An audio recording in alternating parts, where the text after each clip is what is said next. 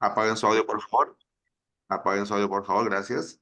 Bien, en la clase pasada decía, a modo de recordar, y vimos lo que era la biología, o sea, el concepto de biología, vimos las ramas de la biología más importantes, no todas por si acaso, y vimos algunos aportes de personajes importantes que en la historia han hecho aportes a que la biología crezca como ciencia, crezca, se desarrolle y se haga más compleja. Entonces, este fue el tema de la clase pasada, ¿no? Concepto de biología, ramas de la biología y algunos de los principales aportes de obras de ciencia que hicieron que la biología crezca hasta la actualidad.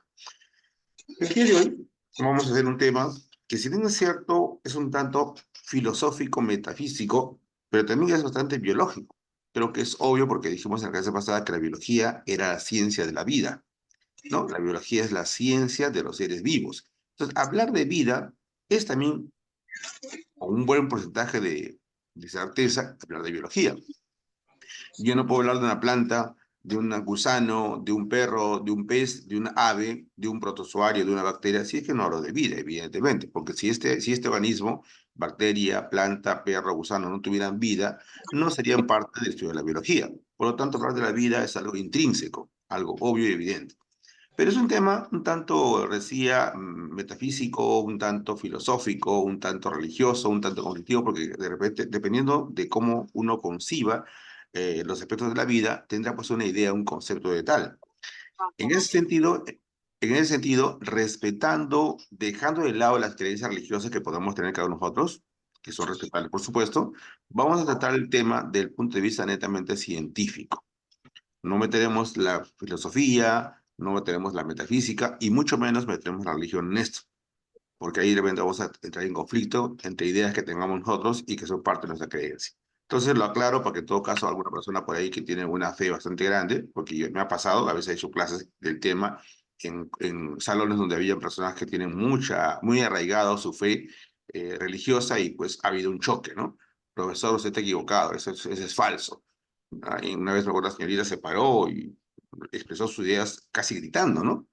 Y yo no entendía por qué el fastidio, la molestia de ella cuando yo había tratado el tema de manera bastante técnica. Y era porque la señorita, pues, era una ferviente mormona, de esa iglesia mormona, y bueno, pues, ahí me di cuenta, pues, que yo sin querer, había chocado con sus creencias. Entonces, con ese anécdota que les cuento, quiero dejar en claro, si alguna persona en la clase tiene alguna creencia religiosa respetable, le pido por favor que no es parte de la clase de hoy día. Ya no quisiera entrar en conflicto con una persona por el tema que vamos a ver. Bien, entonces ahora sí, desde el punto de vista científico, netamente científico, vamos a ver cómo es que la ciencia reconoce. A ver, porque quisiera que apaguen su audio para poder hablar yo y me escuchen a mí, por favor. Bien, ¿cómo es que la ciencia, cómo es que los científicos conciben el concepto de vida y lo más importante, cómo es que la vida aparece en la Tierra? ¿No? Porque evidentemente para hablar de biología hay que hablar de vida. Si la Tierra no tuviera seres vivos, no, la biología no existiría. Entonces hay que hablar de la vida. En ese sentido, yéndonos hacia los orígenes del conocimiento humano, hablamos de la Grecia antigua, hablamos de la edad moderna, la edad contemporánea, estamos hablando de la edad de historia, ¿no? No hablamos de la edad antigua porque la edad antigua no hay mucho que hablar, es una edad en la cual el hombre todavía no, ni siquiera pues manejaba el fuego, ni siquiera manejaba el instrumento, por lo tanto en esa edad de hablar de ciencia biológica es un poquito exagerado. Entonces, vamos a vernos yéndonos a cierta parte de la antigüedad de la humanidad. Hablemos pues de la Grecia antigua, por ahí más o menos unos 300, 400 años antes de Cristo aproximadamente, es que comienza a hablarse de este tema y comienzan a aparecer las corrientes filosóficas al respecto. Como dice acá, en la primera parte del concepto, dice, ¿no? La falta de una base científica en la antigüedad, o sea, la falta de ciencia en la antigüedad, hizo que la filosofía fue la que explicara muchas preguntas que había en ese momento, entre ellas, ¿cómo es que la vida aparece? Entonces, la filosofía se encarga, pues, la redundancia, usando conceptos filosóficos, metafísicos, de pensamiento, explicar cómo es que la vida aparece en la Tierra. En ese sentido, hay varias corrientes, varios personajes que aportan a este concepto, y dos grandes grupos que aparecen en la antigüedad son los vitalistas y los mecanicistas. Los vitalistas se llaman así justamente porque fundamentaban sus creencias en una teoría llamada teoría de la creación espontánea.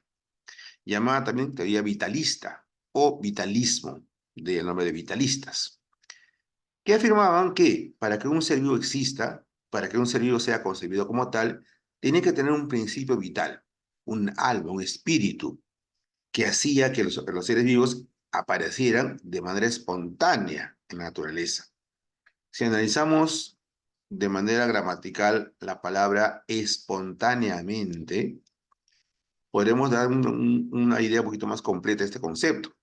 Según los vitalistas, o la palabra marcada en amarillo, la vida surgía de manera espontánea. La vida surgía de la nada. La vida surgía de manera inmediata. Solamente hacía falta que en ese espacio, en ese momento, en ese lugar, tuviera la existencia de un principio vital. Si a una piedra, exagerando, ¿no? Si a una piedra, si a un pedazo Sí. por favor, sus audios. Falta un poquito. A ver, si a una piedra, si a un pedazo de madera, si a unas cuantas ramas de árbol, si a un pellejo de animal, accedía a ese espacio, un principio vital, de ese espacio, piedra, madera, hojas o pellejo, surgía espontáneamente un ser vivo, decían los vitalistas. Para ellos la vida surgía de manera espontánea. No se requería nada para que esta aparezca. Como tú entenderás, ¿no? No hay que ser muy científico para ello, es una teoría bastante errada, pero que tuvo bastante auge en su momento. Tuvo bastante creyentes en esta teoría, porque fue una teoría demostrada. Parece mentira, pero fue demostrada. Entonces, esa demostración hizo que mucha gente, pues, creyera, pues, que eso era cierto. Entre la lista de defensores de esta teoría tenemos a Aristóteles, de repente el más famoso de todos, John Needham, otro más, y no aparece en la lista Helmut, también es otro personaje, ¿no? Y hay más, pero de todos ellos, estos dos son los más importantes, Aristóteles y John Needham. Para ellos dos, defienden la teoría vitalista y afirman que la vida aparece de manera espontánea. John Needham, ya hablamos de, mira, 1713, estamos hablando de la edad contemporánea, básicamente. Perdón, que edad contemporánea, ¿correcto? Sí, más o menos, estamos en el siglo XVIII, más o menos por ahí, o sea, ya estamos cerca del siglo XXI. John Needham, ya fue un científico más o menos cercano a nosotros, hace un experimento y demuestra que esto es verdadero. Este señor, ¿qué es lo que hace? Agarra lo que se llama un caldo de cultivo. Un caldo de cultivo es una mezcla de líquidos y vegetales. Es un caldo de cultivo. Lo hierve para matar a las bacterias o organismos que hubieran impregnados en las paredes del instrumento o en el ambiente o en el agua misma. O sea, hierve este ambiente para esterilizarlo. O sea, según él, lo que hace con esto es dejar estéril, limpio, aséptico el espacio del envase con el caldo de cultivo. Luego lo tapa con un corcho y al cabo de unos días, de la nada, aparecen microorganismos. Lo que está en la figura de la derecha, acá, esos puntitos azules. Aparecen microorganismos. Según Needham, esto demuestra que el vitalismo es verdadero, porque de la nada han aparecido microorganismos. Por ejemplo, él empieza preparando un cultivo estéril, sin contaminación, sin nada, y encima lo tapa para que no se contamine. Pero luego unos días aparecen microorganismos. Y con esto Needham demuestra, entre comillas, que la teoría vitalista es verdadera. ¿Alguien me puede decir, sí, yo le explique por qué sería falso esto? O si quieren, cambio la pregunta. Si él preparó un caldo estéril en la izquierda, un caldo estéril, aséptico, limpio, y encima lo tapa, después de unos días, ¿de dónde aparecen microorganismos? ¿De dónde aparece esa vida? ¿Quién me explica, por favor? ¿O quién me podría explicar? Usemos un poquito de sentido común. No hay que ser científico para esto, ni biólogo. Un poquito de sentido común. A ver, ¿quién puede sospechar por qué esto último ha pasado? ¿Por qué estos microorganismos aparecen de la nada? Aparecen espontáneamente. ¿Alguien que me quiera explicar, por favor, o me puede explicar? A ver, en la clase tenemos más o menos 30 alumnos en este momento, 30 alumnos. Y yo dudo mucho, y con todo respeto lo digo, que de los 30, ninguno tenga la capacidad de analizar un poquito este esquema y tener una idea. O sea, no le pido la respuesta correcta, por si acaso, les pido alguna explicación, un intento de explicación. A ver, por favor. Profesor, Sí, le escucho. profesor, mire, según lo que usted explica, pues ellos prepararon esa Caldo de cultivo. visión, claro, entonces si lo dejó, digamos, en 2 días, porque hasta donde puedo yo ver, Sí. en 2 días, cuando uno, digamos, hace hervir, digamos así, agua, Ujú, sí. y en 2 días esa agua ya no se comienza a crear partículas también. Se contamina. Claro, entonces puede crearse, digamos así, digamos, una comida, ¿no? Pues una comida, pues 3 días ya es podrida, Ujú, ¿no? Se crea claro. ya otra. Se Ya- contamina, ¿no? claro, exacto. Entonces aquí ¿Sorprende usted? también Tuisima, ¿Perdón? Josué Tuisima. Tuisima.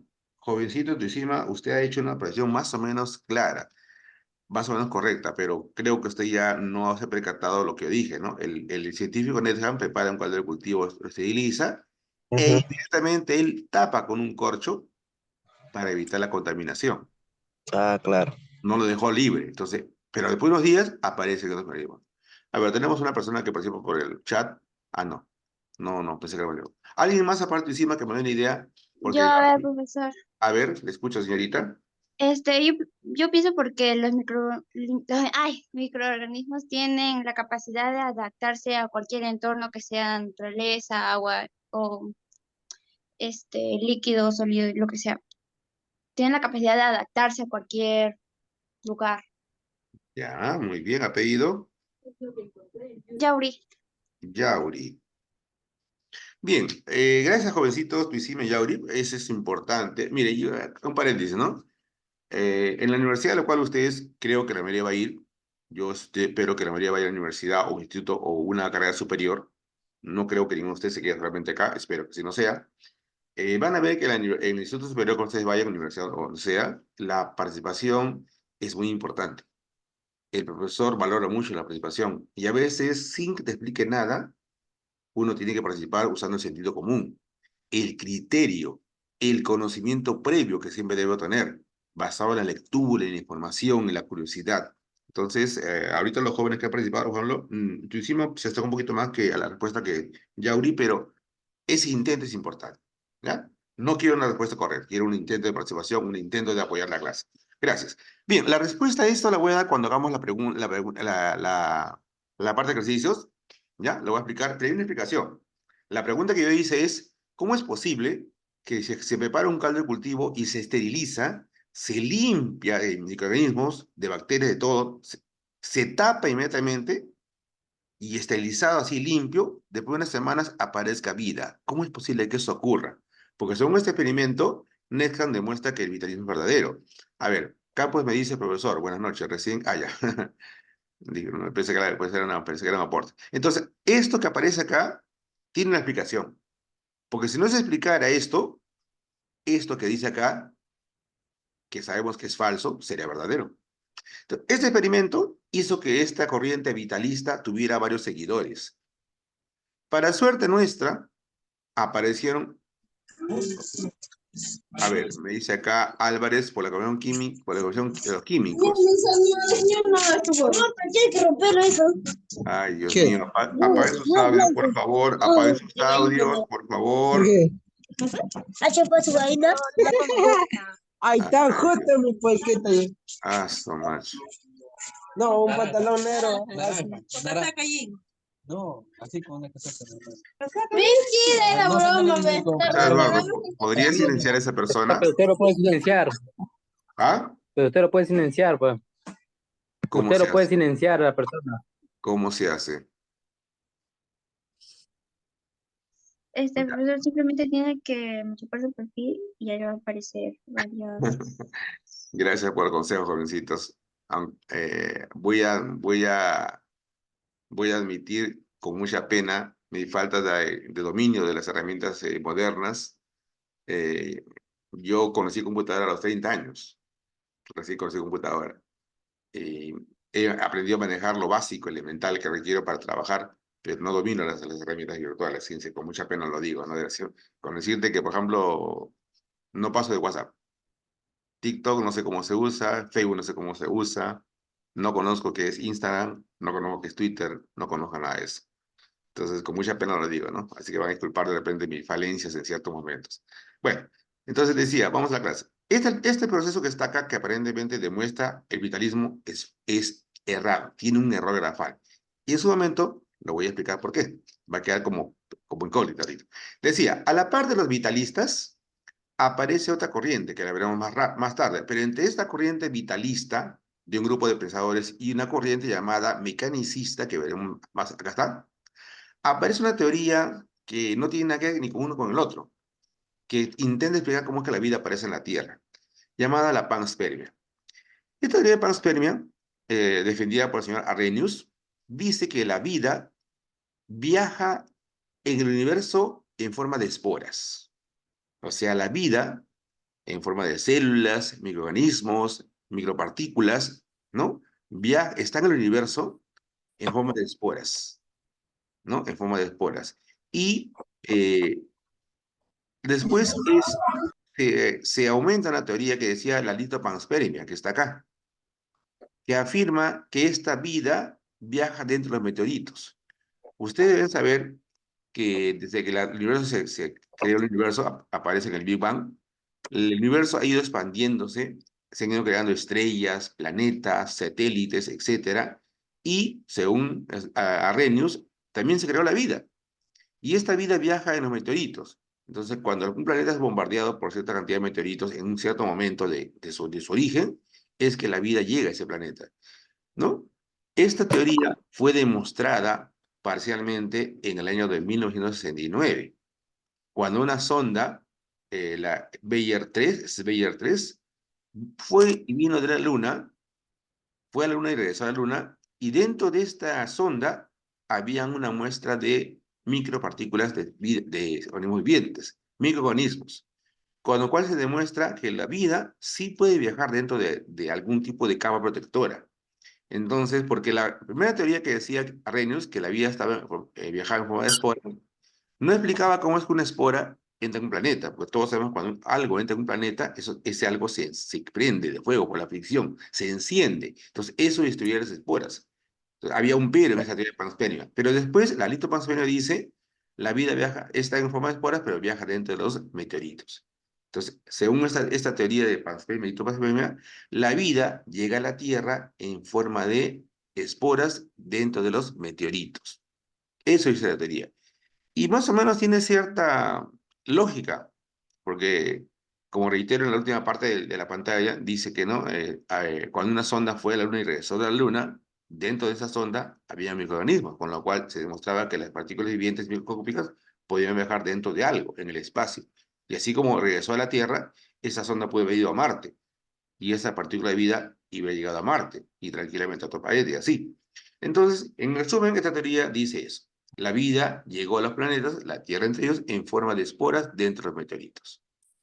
Es una idea bastante vaga, con mucha lógica, pero no muy demostrable. Dejando de lado esta idea, que también se metió en la coladera, a los vitalistas, que aparentemente tenían la razón, porque Nelson lo demostró, se le oponen los mecanicistas. Los mecanicistas.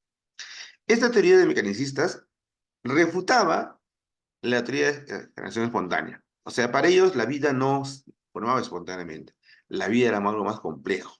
La vida no aparecía de manera espontánea, era mentira. Entre estos personajes que se opusieron a los vitalistas tenemos a Francisco Redi, tenemos a Spallanzani y tenemos a Pasteur. Cada uno hizo un aporte importante que demostró que lo anterior era falso, ¿no? Por ejemplo, Francisco Redi hizo un experimento muy parecido a Nesca, muy parecido a Nesca. Acá está. Él preparó un cultivo de carne en un frasco. Preparó un cultivo de carne en un frasco, ¿no? Un grupo de ellos los dejó abiertos en la primera fila. El segundo grupo de envases con ese preparado lo dejó cubierto de una gasa. Y el tercer grupo de frascos con el mismo preparado lo dejó tapados herméticamente con un pergamino, que era algo, una tapa con la cual casi nada pasaba. ¿Qué observó después de ciertas semanas? En el frasco que estaban abiertos, después de unas semanas, aparecían gusanos. Luego se demostró que los gusanitos aparecían porque las moscas, al entrar por la tapa abierta, dejaban en la carne sus huevitos. Y estos huevitos crecían como de gusanitos. En los frascos que tenían gasa pasa algo parecido. Las moscas venían a la tapita, que es una gasa, que es una tapa semipermeable, no es totalmente hermética, ponían sus huevitos y también aparecían gusanitos y algunas partículas pasaban a la carne y también impregnaban la carne de esto. En cambio, en los frascos que estaban completamente herméticamente cerrados y no pasaba nada, no aparecía nada. No había moscas, no había gusanos, no había nada, no aparecía nada. Con lo cual se demuestra que si este caldo de cultivo no era contaminado con algo, la vida no aparecía. En el primer y segundo caso, aparece la vida al final porque estos frascos son contaminados, en este caso por las moscas que han venido. Entonces las moscas traen vida y dejan esa vida en este frasco. Y de ahí es como al final, en los frascos finales, aparecen gusanos o microorganismos. Entonces Reddit demuestra con esto lo que acá dice, ¿no? Que la vida solo se origina de la vida preexistente. En otras palabras, le dice a Nethan, te has equivocado. Esa vida que tú has visto acá, esa vida que tú has visto acá, aquí, ha venido de algún sitio. No aparece espontáneamente. Ha venido de algún sitio. Y repito, más rato le explicaré por qué. Entonces, esta teoría se opone a la teoría vitalista, ¿no? Se opone. Hay experimentos como el que acaban de ver que demuestra eso. Spallanzani hizo algo semejante a lo que hizo Reddit, con lo cual reconfirma, refuerza, reafirma lo que dijo Reddit, ¿no? Que la vida no aparece espontáneamente. La vida viene de otra vida preexistente. Hace un experimento muy parecido. Acá tenemos en esta imagen el experimento de Nethan que hizo y el de Spallanzani, como tú verás, es muy parecido, ¿no? Ahí tenemos el caso de Spallanzani, el caldo de cultivo, estéril, frasco sellado, después de un tiempo no hay microorganismos, pero en el frasco abierto, después de un tiempo sí hay microorganismos, sí aparecen microorganismos. Acá surge una controversia, porque Nethan le dice, no, pero tú has dejado abierto el frasco, no vale. Yo siempre lo dejé cerrado, nunca lo dejé abierto.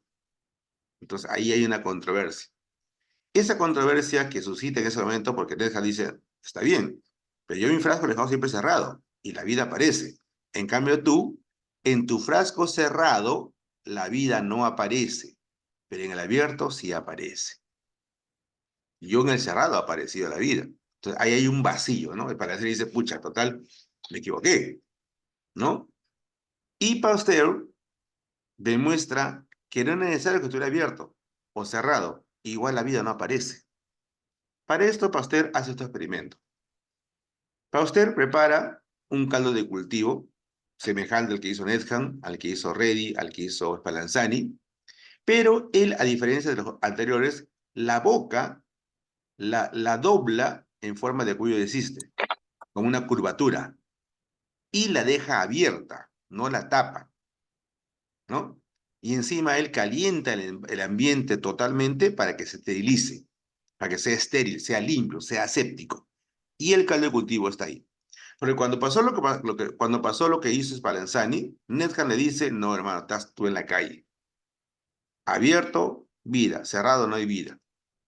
Entonces, la vida sí existe de la nada. Entonces, déjalo cerrado, no va a aparecer. Cuando lo abras aparece. Entonces, acá viene el truco, ¿no? Abierto o cerrado. Entonces, Nethan dice, no, es que si ustedes lo dejan abierto, por eso aparece. En mi caso, nunca lo dejé abierto. Y Pasteur hace un experimento en el cual prepara este dispositivo y deja abierta la boquita, pero dobla la entrada, la dobla de esta manera, la dobla. ¿Por qué la dobla? Para un truco. Pero antes de empezar, ¿no? El matraz lo deja ahí un buen tiempo, lo deja libre, ¿no? Para que, entre comillas, se contamine con el aire, ¿no? Y no pasa nada, no hay nada. Mientras que el frasco está en posición vertical, abierto, no hay contaminación, nunca aparece la vida en ese caldo de cultivo. Pero cuando él inclina el frasco y contamina con el aire el frasco, recién aparece la vida. Con lo cual, Pasteur demuestra que el aire es un factor importante. El aire es un factor importante. El aire es un factor que trae la vida. ¿Por qué razón él dobla de esta manera la boquita? Porque él se dio cuenta que cuando el aire entraba por aquí, chocaba con la pared que estaba acá, y como estaba caliente, ese calor quemaba las bacterias. Seguía circulando acá, chocaba de nuevo, quemaba las bacterias. Pasaba aire limpio. Seguía por acá, otra vez chocaba, se quemaban las bacterias. Y al final chocaba y mataba, o sea, en el camino iba chocando el aire con las paredes del tubito calentado. Y esas paredes calentadas del tubo mataban las esporas, los huevecillos que el aire traía. De tal manera que el aire llegaba al frasco ya limpio y no lo contaminaba, ¿no? Con lo cual, Pasteur demuestra dos cosas. Número uno, que la generación espontánea no existe, es falso. Y número dos, en Needham le salió bien ese experimento porque el aire tuvo que jugar un papel muy importante en ese experimento de Needham. ¿De acuerdo? Y como dice acá, finalmente, con los experimentos de Pasteur, se demostró que la biogénesis es cierta, o sea que la vida proviene de otra vida, es cierta, y la generación espontánea es falsa. Pero estos experimentos, estos hechos que he narrado ahorita, no son más que nada que dos posiciones contrarias que tratan de demostrar cómo es que la vida aparece, pero no le explican. Ni la una ni la otra le explican. La pregunta sigue quedando en el aire. ¿Cómo se origina la vida en la Tierra? No hay respuesta. La única respuesta más o menos aproximada en un 10, 20, 15% que ha explicado algo es la que decía la panspermia, esto que está acá, ¿no? Que la vida viene del espacio en forma de esporas dentro de meteoritos. Una teoría un poquito no muy aceptada, ¿por qué? Porque el universo es extremadamente grande. La probabilidad que un planeta sea bombardeado con meteoritos que traen vida es muy poca. En consecuencia, para que la Tierra haya sido beneficiada con ser bombardeada con asteroides con vida, es muy pobre. O sea, hemos sido recontra afortunados para que la Tierra sea bombardeada. Entonces, matemáticamente, hay muy poca posibilidad. Por eso esta teoría, si bien es cierto, es muy lógica, no es la respuesta a la pregunta. Si quisiéramos saber el porcentaje, pues esta teoría responde el 10% de la pregunta, pero nada más que eso. En cambio, las otras dos, los mecanistas y vitalistas, no han hecho más que nada que pelearse entre los dos. Cada uno lanza su teoría y uno demuestra la falsedad del otro. Nada más. Pero ni uno explica cómo es que la vida aparece en la Tierra. Como tú verás, históricamente hablando es algo muy curioso, ¿no? Parece mentira cómo los científicos han ido en la historia de la humanidad planteando hipótesis, planteando ideas, rechazando conceptos, demostrando cosas falsas, ¿no? O demostrando cosas bastante verdaderas. Pero reitero, hasta ahorita ni Pasteur, ni Spallanzani, ni Redi, ni Aristóteles, ni Needham demuestran cómo es que la vida aparece en la Tierra. Todavía no hay respuesta. Felizmente, pasaron algunos años más con respecto a este tiempo, ¿no? Ya el vitalismo desapareció, el megalicismo quedó en cartera, pero no era una fuerza muy contundente, ¿no? Que respondía a la pregunta, hasta que pasaran unos años ya, hablamos del siglo XX, ¿no? Donde un científico ruso llamado Alexander Oparin, que era un profesor de la universidad, postuló una teoría, ¿no? Muy curiosa, pero para eso él estudió condiciones de aquellos tiempos. Recuerden que cuando la Tierra se forma, en un principio, no es la Tierra de ahorita. La Tierra que conocemos ahorita no es la Tierra que nació. Cuando la Tierra nace, es una Tierra primitiva, sin oxígeno, como dice en el texto, con una alta actividad volcánica, grandes tormentas eléctricas, mucha radiación solar y mucha temperatura, condiciones que no permitirían que la vida actual exista. Es un planeta primitivo, que recién ha nacido, que se está acomodando. No había atmósfera, no había hidrósfera, había litosfera, pero en forma semilíquida. Entonces, es un planeta primitivo. Y encima, en el ambiente, en la atmósfera primitiva, que no era atmósfera, habían gases raros, como el metano, el amonio, el CO2, el agua en estado de vapor. No había oxígeno. Entonces, bajo esas condiciones, la vida actual es inconcebible. No puede, la vida actual que conocemos, no puede existir. Pero él plantea que esos gases que había en el ambiente, de alguna manera, fueron activadas, o sea, entraron en reacción por las condiciones del momento, ¿no? La actividad volcánica, la tormenta eléctrica, etc., hicieron que estos gases se activaran, o sea, comenzaran a reaccionar, interactuar y reaccionar. Producto de esta interacción, millones de años después, por supuesto, no pasó un día ni dos, han pasado miles de años que no estaba activando, se han estado activando, y en cierto momento esa activación trajo como consecuencia la formación de aminoácidos. Los aminoácidos y los ácidos orgánicos son dos sustancias bioquímicas formadas debido a la interacción de esos gases por la actividad del momento. Esas sustancias bioquímicas sabemos actualmente que son sustancias importantes y fundamentales para que la vida exista. Tuvieron que pasar millones de años después para que en cierto momento estas sustancias se juntaran en forma de azúcares, formaran algo llamado coacervado, que es una mezcla de sustancias orgánicas, y finalmente, por alguna forma, que también tiene cierta lógica, aparece una célula procarionte. Una célula procarionte, hablamos de vida primitiva. Es una célula primitiva. Hablamos, señores, de vida primitiva. Entonces, Oparin, con este postulado, explica científicamente cómo es que la vida aparece en la Tierra. Él lo plantea teóricamente. Y los científicos del momento le dicen, tiene mucha lógica. Parece bastante coherente. Debe ser cierta, porque no le encuentro fallas en este análisis. O sea, es una teoría bastante coherente, sustentada con hechos científicos, sustentada con postulados y con teorías científicas del momento, y consecuentemente la consecuencia final procarionte es totalmente lógica. Entonces, es una teoría bastante buena, pero era una teoría. La pregunta es, ¿habrá sido cierto esto? Porque si esto fue cierto, esta es la respuesta a la pregunta. La vida aparece así en la Tierra. Tuvieron que pasar muchos años para que esta teoría fuera demostrada. Pero repito, para que Oparin lance este postulado, evidentemente él tuvo que sustentarse en estudios de la actividad primitiva, estudios de los gases primitivos, estudios de las moléculas biológicas fundamentales, estudios de las células procariontes, como es conocida, para que él hilvane todo, junte todo en una sola teoría. Repito, en su momento, una teoría bastante buena que explica científicamente cómo es que la vida aparece en la Tierra. Pero el pero que había ahorita era, ¿habrá sido cierto?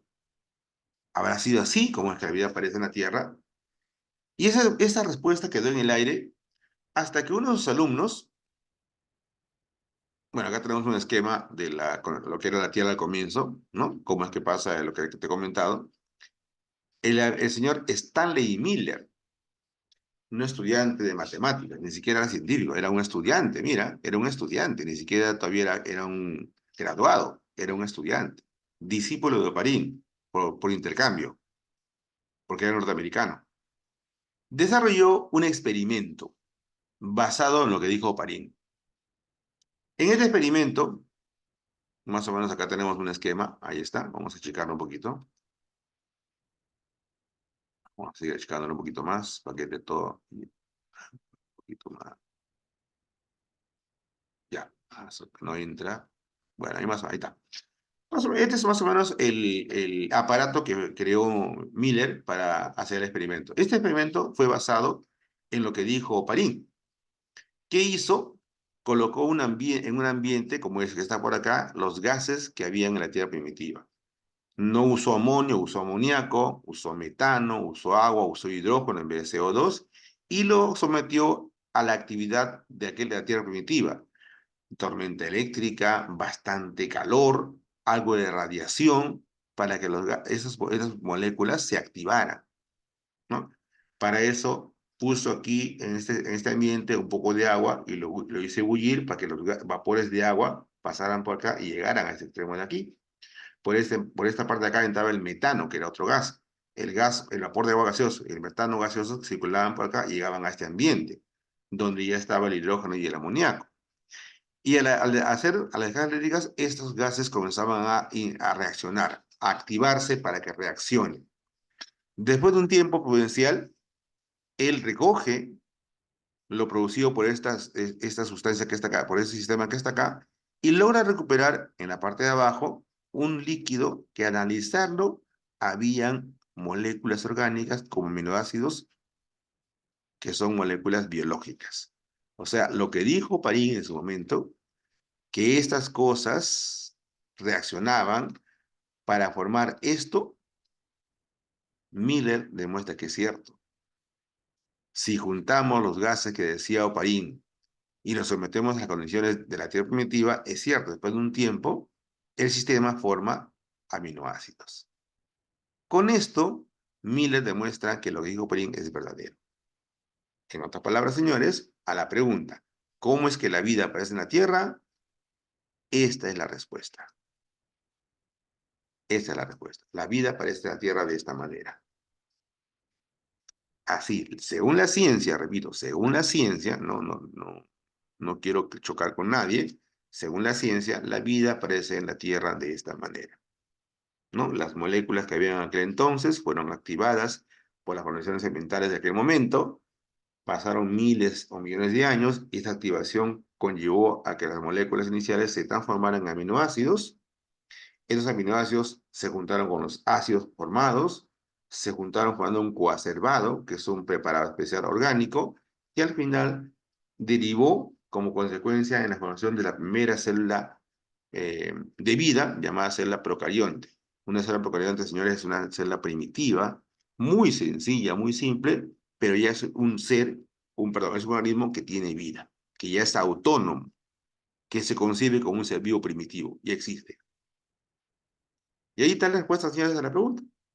No tanto que se pelearon Aristóteles, Needham, Spallanzani, Pasteur y Reyes se agarraron a golpes para que el señor Miller venga y diga, no, un momentito, déjeme pasar a mí. Yo tengo la respuesta. Y lo planteó. Claro que en su momento, pues, le dijeron, está bien, Miller, una buena idea, pero, ¿pues cierto? Ya, pues vino en su ayuda el señor Entale Miller y demostró con experimento, pues, que sí era cierto. Que lo que Oparín dijo era verdadero. ¿Mm? Entonces, ahí tenemos, señores, la explicación científica de cómo es que la vida aparece en la Tierra. ¿Alguna pregunta, alguna curiosidad, por favor? Lo que me han escuchado, al menos casi todo, quisiera que me hagan preguntas. El tema se presta para la filosofía, se presta para la metafísica, pero no quisiera que tengamos ese terreno. Profesor, Sí, le escucho. pero ¿y si ponemos la carne en un pote y está cerrado?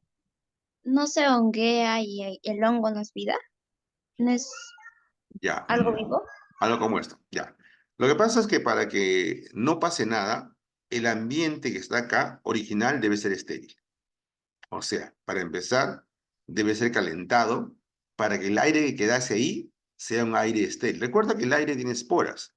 En el aire de esporas hay huevecillos, hay restos orgánicos, hay todo. Si ustedes tuvieran la capacidad, no tenemos esa capacidad, ¿no? Si tuviéramos la capacidad de que nuestra vista viera el aire, verías cómo en tu cuarto, o en este momento que estás tú sentada o sentado en una computadora, alrededor hay un montón de partículas que están dando vuelta alrededor del aire. Hay huevecillos de organismos pequeños, hay esporas, hay pedazos de piel humana, hay pelos, hay tierra, hay un montón de cosas. Entonces, cuando el señor Reddy, que fue el que hizo este experimento, calienta ese espacio, hace que esas esporas, huevecillos y todo lo que había en el aire mueran o se vayan por calor, se expulsen por calor. Entonces, el aire que queda acá es un aire estéril, no contaminado. Por lo tanto, al taparlo, el ambiente es estéril. Como no hay nada que contamine la carne, queda intacta por un buen tiempo. Pero en cambio, si tú actualmente agarras y pones en una bolsa un pedazo de carne, ¿no? Y no has hecho la esterilización del ambiente, lo dejas afuera, medio día o un día máximo comienza a podrirse.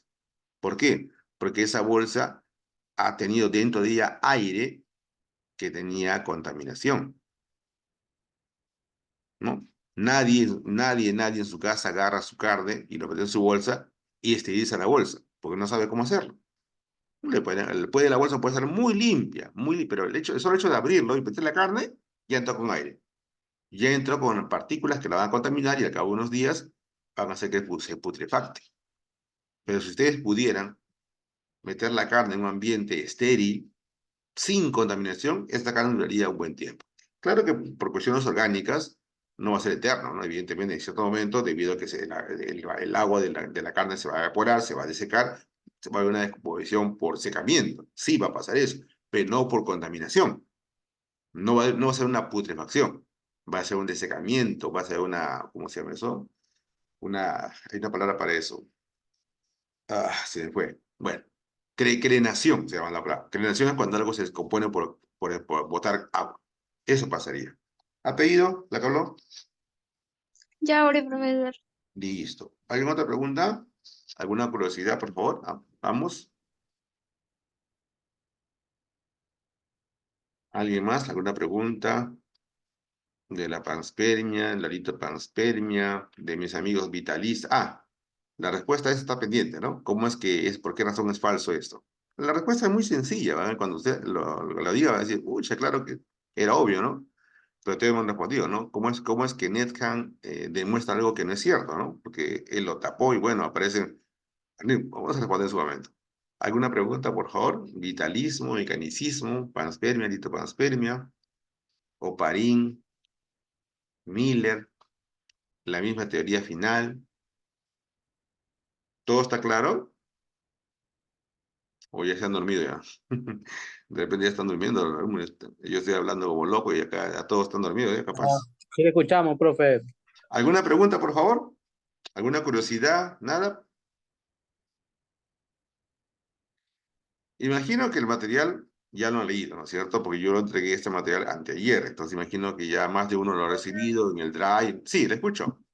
Yo entré al link donde se pone material y sí me sale, pero del tema 1, no encuentro el 2. Si por ahí alguien tiene, me lo puede. Ya, mira, yo siempre digo eso, ¿no? Cuando hagamos el break, que va a ser dentro de más o menos media hora, o menos de media hora, 25 minutos, vamos a hacer un break. El profesor Eduardo que está presente, él es el coordinador. Con él coordina, por favor, ese detalle porque él es el encargado de colgar el material. Yo al final, como hice la clase pasada, a los que deseen, le voy a entregar el material ya desarrollado. Porque el material que tienen ustedes es un material que no está desarrollado. Está con las preguntas sin desarrollar. Yo tengo un material desarrollado que ahorita voy a hacer y que voy a grabar. Pero al final, el que desea me lo pide. La clase pasada me lo pidieron 3 personas. ¿Ya? Pero este material tienen que tener ustedes. La idea de darles yo antes para que lo lean, ¿no? Es para que te lo puedan leer antes de la... Sí, Mira acá. profesor. Stephanie Martínez me dice, está en el grupo el archivo. Está en el grupo el archivo. Entonces ya lo han tenido. Bueno, otra pregunta del tema, por favor. Porque pues, después van a haber preguntas, ¿ah? Recuerden que después vienen las preguntas. Después vienen las preguntas. Vamos a estar cómo era, cómo no era. Y este tema requiere mucha memoria, como tú verás. Hay que varias cositas, hay que recordar. Entonces, ¿no? Ahí está Spallanzani con Nethan, está Pauster con su experimento del cuello de cisne, llamado así. El cuello de cisne, se llama así el experimento. Oparín con su gran idea, la gran respuesta a la pregunta, ¿no? ¿Cómo es que la vida aparece en la Tierra? Y Miller, que demuestra cómo es que esto pasa realmente. Y Sí, de la teoría de la panspermia, panspermia, ajá, que llega por en forma de espora del espacio. forma ajá. O sea, como eso tiene vida para que traiga acá en la Tierra. Lo que pasa es que según los científicos, la vida es una característica intrínseca del universo, que significa en castellano. Cuando el universo aparece en el Big Bang, la vida aparece junto con él. O sea, la vida aparece junto al universo. Y esta vida, en forma de esporas, viaja por el espacio de entre los meteoritos. Cuando ese meteorito impacta en un planeta, ese planeta es contaminado con esas esporas y se genera algún tipo de vida. En el universo se ha calculado que existen más o menos, no tengo el número exacto, pero no es ni 1000 ni 2000, son tranquilamente pues unos 100.000 a medio millón de planetas como la Tierra. O sea, no hablamos de uno y dos, hablamos de medio millón de planetas, o sea, es 500.000. Y queda chico, o sea que hay un montón de tierras en el universo. Número uno. Número dos, todos los días los planetas son bombardeados por meteoritos. La Tierra misma, todos los días, algún tipo de meteorito impacta contra la Tierra. Lo que pasa es que son tan pequeños que pasan desapercibidos. Y ni tan pequeños, porque son meteoritos pues, que tienen tranquilamente 50 centímetros de diámetro o hasta 1 metro, o centímetros. Entonces, como llegan a la Tierra, la fricción los rompe en pedacitos más chiquitos, lo que llega a la tierra son pedacitos como gotas de arena de la playa. Entonces, se pasan desapercibidos. Pero todos los días la Tierra y los planetas son bombardeados por meteoritos. Entonces, de alguna manera, según los científicos, esta vida que está en forma de esporas ha llegado a los planetas de esa manera. A la Tierra llegó así. Esta teoría tiene mucha lógica, pero desgraciadamente no ha sido demostrada. Ha quedado como teoría. En cambio, lo de Oparín sí fue demostrado. ¿Ya?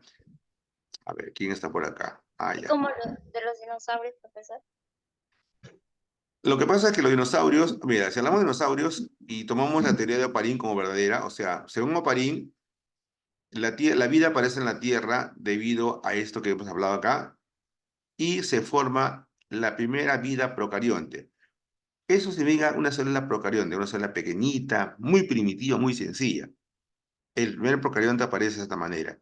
Ese procarionte, producto del tiempo y la evolución, después de miles de años, se desarrolló y generó otro tipo de célula, más compleja. Miles de años más aparece la célula más compleja y poco a poco van desarrollándose, se van evolucionando. Aparecen los gusanos, aparecen los peces, aparecen los anfibios, los reptiles, los dinosaurios. Igual también las plantas, por otro lado. Entonces, todos los seres vivos que han aparecido en la Tierra en cierto momento han aparecido producto de la evolución de seres primitivos que aparecieron en un cierto momento. Pero todos ellos aparecen de esta primera célula procarionte que apareció en cierto momento en la Tierra. Según los científicos, la primera célula procarionte aparece en la Tierra hace más o menos 3.500 millones de años, o sea, hace muchísimo tiempo. 1.000 millones de años después, aparece la primera célula eucarionte. Y más o menos unos 300 a 600 millones de años aparecen los seres más complejos. O sea, las plantas animales que nosotros concebimos como dinosaurios no son muy antiguos, son más o menos recientes. Los seres primitivos, sencillos como esta célula procarionte, son muy antiquísimos y han estado en la Tierra pues por millones de años, hasta que se han evolucionado en seres más complejos.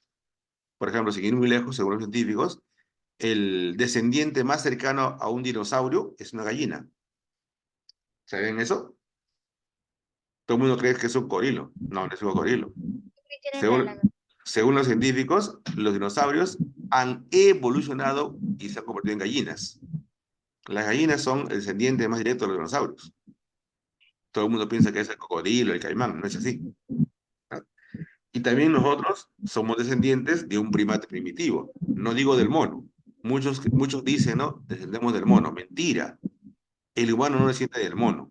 El humano desciende de un primate primitivo que apareció en la Tierra en cierto momento. Lo que se llama el eslabón perdido. No era un mono, era un primate, era un bípedo o semibípedo que apareció en la Tierra, producto de la evolución de una línea genealógica que ya desapareció, del cual nosotros derivamos. Que somos primos hermanos con los monos, es cierto. Somos, pero no venimos de los monos, es mentira.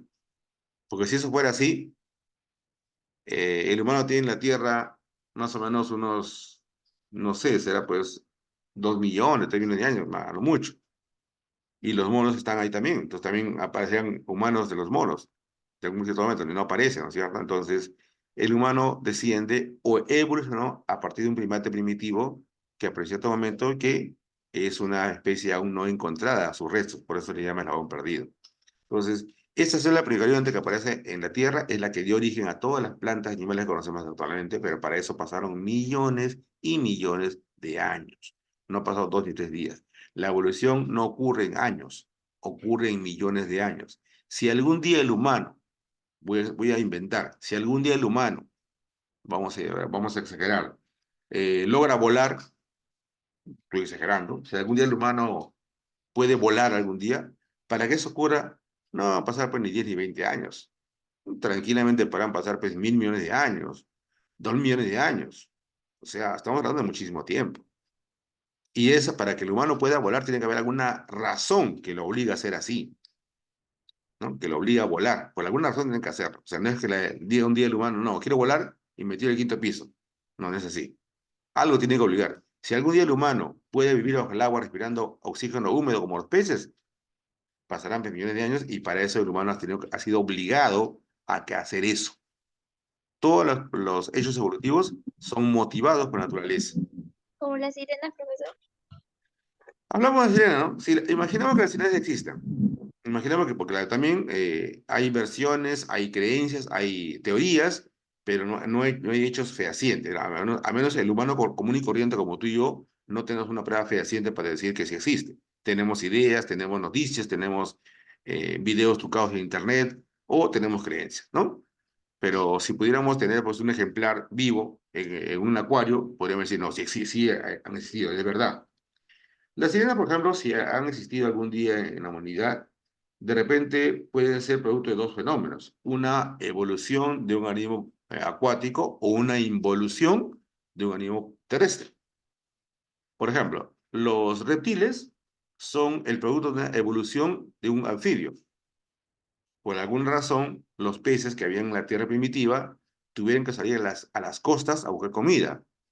Prueba de ello son los dimnodos. Los dimnodos son unos peces pulmonados que existen todavía.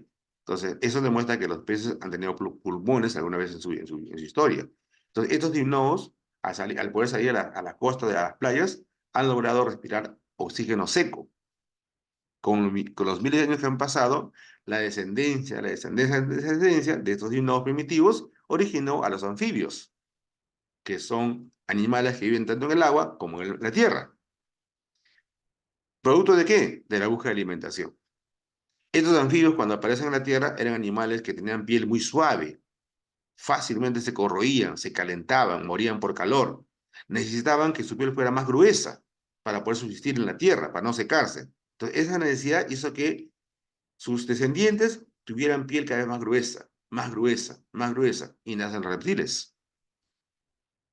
Entonces, así, cada línea, entonces, las sirenas, como tú dices, puede haber sido de repente la involución de un ser terrestre que tuvo que ir al mar o la evolución de un ser marino que tuvo que salir a la tierra. Esa sería la explicación científica. No estoy diciendo que exista, por si acaso, pero bueno, dejemos la leyenda urbana en ese nivel, ¿no? Porque también vamos a comenzar a hablar pues, de Superman, vamos a hablar de Aquaman y esas cosas, y ya estamos a quedar en otro tipo de conversación, ¿no? ¿Alguna otra pregunta, por favor?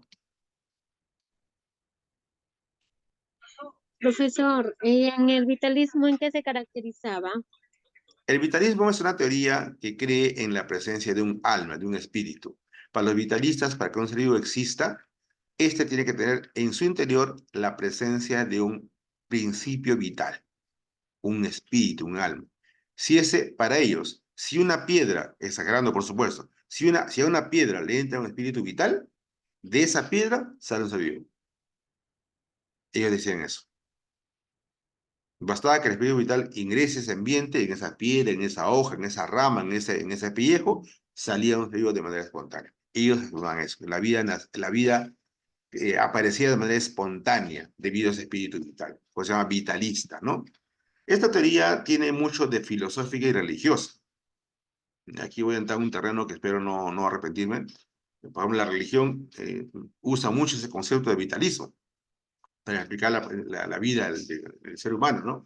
Hablan de un Dios, de un soplo de hálito de vida al señor Adán, o quien sea la persona que tú creas que fue, etcétera, ¿no? Entonces, el vitalismo arrastra un poco de la teoría religiosa, porque habla de un espíritu, de un alma, ¿no?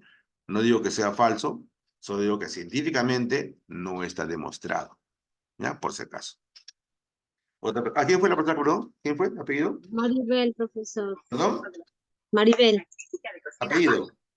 Anto. Ana. Yamunake. Ah, ya, ¿qué? Yamunake Anto. Ya. Otra persona, por favor, ¿alguna otra curiosidad? Estamos repasando, porque ya terminamos teoría. Lo que sigue, mira, lo que sigue después de esto, la teoría, porque ya terminamos de explicarla, ya es la parte de ejercicio que lo veremos en la segunda parte. Acá está, ¿no? Acá empezamos con los ejercicios. Ahí está, ¿ves? Ejercicios, ¿ya?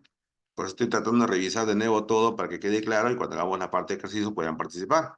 Recuerden que hay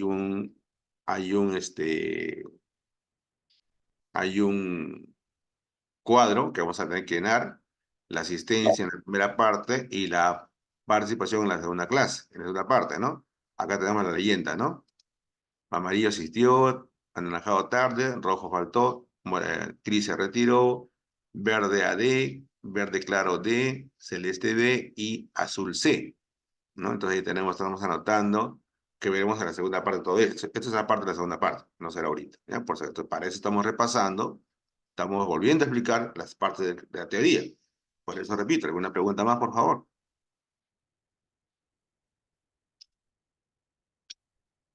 Ahí voy a checarlo un poco para que se vean las dos hojas, ¿ya?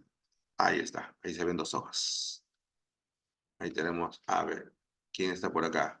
Profesor, no, yo no puedo responder porque mi audio está... Uy, ahí tenemos un problema acá. Pues, solo te pondré asistencia, no te pondré, pues, ni modo. A los que tienen audio valorado solamente van a tener asistencia, ¿ya? En participación no va a dejar en blanco, ¿ya? Para no perjudicarlos. Desgraciadamente la participación va a ser con audio. Bien, otra pregunta. Origen de la vida, un tema bastante controversial, ¿no? A ver, chicos, ¿no hay más preguntas? ¿Dudas, curiosidades, aportes?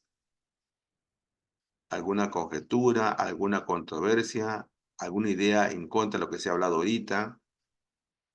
Tenemos en la clase más o menos 34 personas en la clase. A ver, tenemos acá dos preguntas. Profe, yo tengo una duda. ¿Esas son las únicas teorías que hay o existen más? Ah, muy bien, una buena pregunta. A ver, y Caguas dice, ah, ya, listo, Caguas. A ver, joven Peña, evidentemente por tiempo y por complejidad, en una clase no se hace todo. Es decir, hacer toda una clase de este tema sería, pues, hablar de tranquilamente 2, 3 clases, ¿no? De este mismo tema. Y número uno, el tema no es el origen de la vida, el tema es biología. Y número dos, no tiene sentido complicarnos con teorías que de repente son bastante rebuscadas y van a hacer que más que entenderlo, sería complejarme la vida. Entonces, se ha elegido para la clase algunas teorías más o menos sencillas que se puedan comprender y que nos den una idea del tema que estamos trabajando. La respuesta joven, no. Hay más teorías, evidentemente. Una de ellas, ya lo mencioné también inicialmente, la teoría religiosa, ¿no? O como cosmogénica, también llaman así, que no la estoy tocando porque ahí sí vamos a pelear, de repente vamos a discutir, ¿no? Y tenemos más teorías, ¿no? Ahí creo que 3, 4 más teorías, me parece, mal no recuerdo. Pero acá hemos tomado las teorías más sencillas, más claras y más científicas, ese término cabe. Señor Peña, ¿no? Peña. A ver, ¿algún más? ¿Alguien más? Peña, ¿alguien más, por favor? Si no, debe poder para dar el descanso y podamos empezar la segunda parte en un ratito.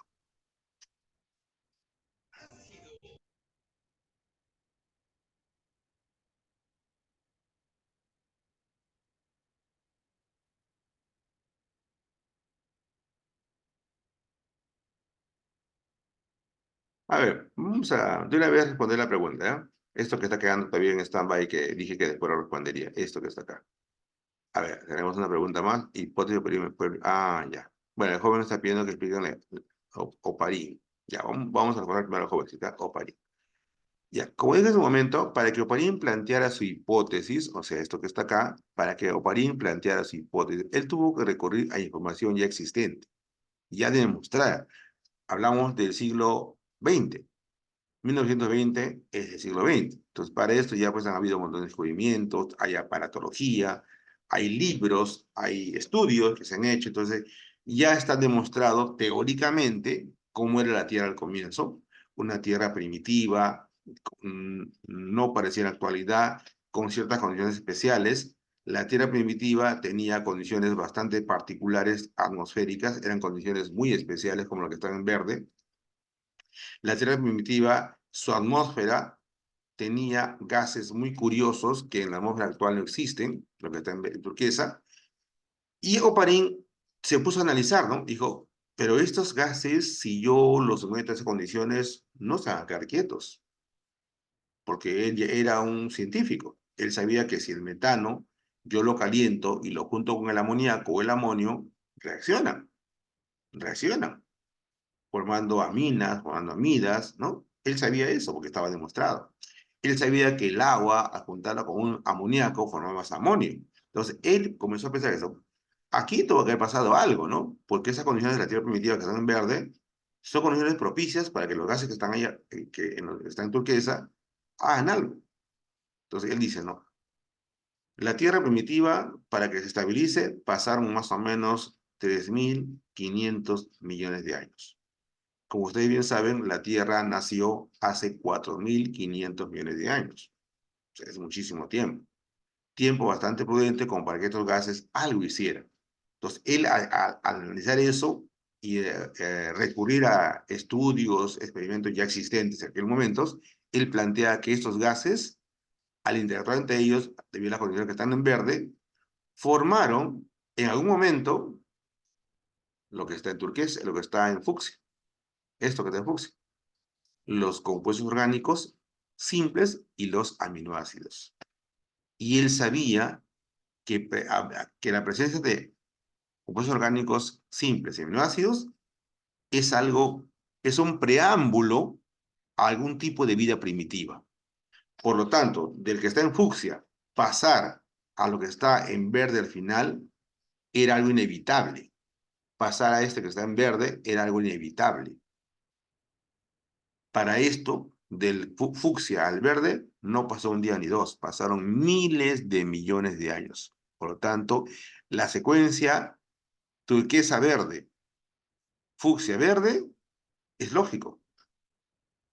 Él plantea eso basado en estudios, basado en conocimiento, basado en hechos demostrados ya para ese momento. ¿Ya? Y basado en la lógica científica. Lo que no hizo Parín fue demostrarlo. Eso no hizo, pero él lo plantea científicamente bastante coherente, muy lógico. Y la comunidad científica lo acepta como tal. Pasaron pues más o menos, ¿cuánto? 20, bueno, Miller lo hizo más o menos unos 12, 13 años después. Hasta que Miller pues agarró un aparato como que está acá en la pantalla, en la parte derecha, y demostró que lo que Parín dijo era cierto. Porque él sí demuestra científicamente que lo que Parín dijo era cierto. Por lo tanto, regresando a Parín, Oparín es el responsable de responder cómo es que la vida aparece en la Tierra. Él es el que responde científicamente, coherentemente, demostradamente cómo es que la vida aparece en la Tierra. Y la ciencia y la comunidad científica la acepta como tal, ¿no? Si algún día llevas un curso de biología superior y hablan de la vida, van a hablar de Oparín, porque él es el personaje, el señor que demostró cómo es que la vida aparece en la Tierra, dejando de lado, repito, la religión y otras ideas que por ahí pueden existir. ¿Ya? Bien, entonces vamos, para terminar esta parte, vamos a poner la pregunta, que está, esta que está, ¿no? ¿Cómo es que, por qué Nedhan se equivocó? ¿Por qué Nedhan se erró? Bien, para empezar, Nedhan, repitiendo el experimento, prepara un caldo de cultivo y lo esteriliza. ¿Qué significa? Lo hace aséptico, lo hace libre de contaminación. Un caldo de cultivo es una mezcla de carnes y vegetales en líquido. Es una mezcla orgánica que si tú lo dejaras así nomás, como dijo la señorita en su momento, se podría. Pero él lo calienta y hace que los organismos, las esporas, huevecillos y todo lo que había se vayan del ambiente y lo esteriliza. Inmediatamente lo tapa con un corcho. Lo deja pasar unos días y aparece espontáneamente la vida. Con esto, Nedhan demuestra que esa teoría que está acá es verdadera. Él demuestra eso. Entre comillas, ¿no? Eso hizo que los vitalistas tuvieran mucha fuerza. Pero ¿cuál fue el error de Nedhan? ¿Cuál fue el error de Nedhan? Hace rato yo hablé, cuando hablé de Pasteur, del aire. ¿Te acuerdas? Cuando hablamos de Pasteur dijimos que mientras que el aire no contamine el ambiente que está acá, no sale nada. Si el aire que entra llega puro, sin contaminación, este caldo de cultivo no se contamina y no aparece nada. El aire es muy importante para que aparezca la vida de un lugar a otro, ¿no? ¿Qué pasó? Todos sabemos que la tapa de corcho no es hermética. Una tapa de corcho tiene huequitos. Aparte, una tapa de corcho no tapa la entrada de manera contundente. Deja de ciertas entraditas. O sea, aquellos que han tomado vino o champán se han dado cuenta que la tapa de corcho en la botella no la tapa herméticamente. No la tapa herméticamente. Siempre hay algún tipo de salida, a menos cuando ya fue usada. Cuando está nueva, de repente puede haber un cierto sellamiento porque hay un líquido que le echan al costado. Entonces, el corcho permite la entrada de aire en algún porcentaje. No mucho, pero permite. Entonces, de este momento que está aquí a este momento que está acá, que pasaron semanas, el aire fue entrando poquito a poco. Poquito a poco. Por esos huequecillos que tiene el corcho. Y al entrar el aire de afuera hacia adentro, fue entrando y contaminando este ambiente. Entonces, estos mecanismos que aparecen acá no aparecen de la nada. Aparecen porque el aire ingresaba por el corcho, traía huevecillos, traía esporas, y esos huevecillos, al entrar en el caldo de cultivo, que es una materia orgánica, se alimentan de esta y comienzan a desarrollarse. Entonces, Nezca no se da cuenta de eso, que el aire es el responsable de que la vida aparezca en este ambiente. No es que la vida apareció espontáneamente, no. La vida vino del aire, que trajo esporas, trajo huevecillos. Eso es lo que Nezca no se da cuenta.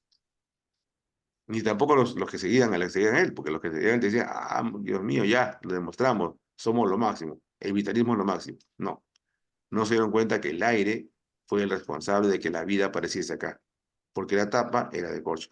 Prueba de ello es que cuando Reddy hace el trabajo y le pone una tapa de pergamino, que es una tapa hermética, que no deja pasar nada, la carne nunca le pasó nada.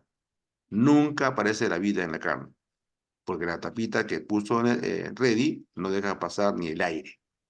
Esa es la prueba de que el aire es el culpable de que Netcam obtuviera un resultado, un falso positivo. ¿Ya, señores? De esa manera es como tienen que empezar ustedes cuando quieren analizar un fenómeno, ¿no? Ponerse en muchos lugares para poder entender la idea y no visualizar un solo campo, ¿no? Los científicos tienen esa capacidad. Si un día tú eres un científico o científica, vas a desarrollar ese don, ¿no? Que tienen los científicos de mirar el cuarto lado de las cosas, ¿no? De mirar la quinta dimensión. Una persona común y corriente mira 3 dimensiones. Una persona especial mira 4 dimensiones. Un científico mira 5 dimensiones. Es una rareza, ¿no? Un científico es un hombre raro, ¿no? Es un loco, por así decirlo. Suena feo, pero es la verdad. Bien, chicos, vamos a dar el break correspondiente. Ya la segunda parte vamos a hacer este material que está acá, todo esto que está acá vamos a desarrollarlo con ustedes, usando la lista que está acá. Tomaremos la lista correspondiente y vamos a ir. Profesor, Sí, le escucho. profesor, buenas noches. Una curiosidad. Ya, ¿Los gases de los volcanes tienen algo que ver con el tema que estamos tomando ahorita? claro, claro que sí. Pero Ah, como dije en su momento, para que los gases que hay en un ambiente y la actividad mm, volcánica hagan que los gases interactúen y formen algo, pasan mm, miles de millones de años. Si algún ok. día vamos a inventar, en la isla de Córcega, al sur de Italia, está el volcán Etna. Está también en Krakatoa, por ahí, que son volcanes de intensa actividad. Si algún día en esa isla van a aparecer, no sé, voy a inventar, van a aparecer no, a ver, leones con 2 cabezas, estoy inventando, por supuesto, es porque los gases que están en esa isla van a ser activados por esta actividad volcánica y va a generar alguna deformación o una involución o evolución de los leones modernos. Pero para que eso ocurra, no van a pasar pues, ni 10 ni 20 años, van a pasar miles de millones de años. Y eso va a Mm, generar algún tipo de malformación o creación o generación de un tipo de vida especial. ¿Ya? Entonces, para que esos gases que hubieron en la Tierra primitiva por las condiciones del medio ambiente generaran vida, pasaron 2.500 millones de años. Un tiempo que tu mente de repente no puede imaginar cuánto es. Es inmensamente largo el tiempo. ¿Ya? En la segunda es- parte de la clase, sí, le escucho. Doctor, disculpe, profesor, disculpe, las clases empecé un poquito tarde, así que no hice presente la lista. Mi nombre es Nancy González.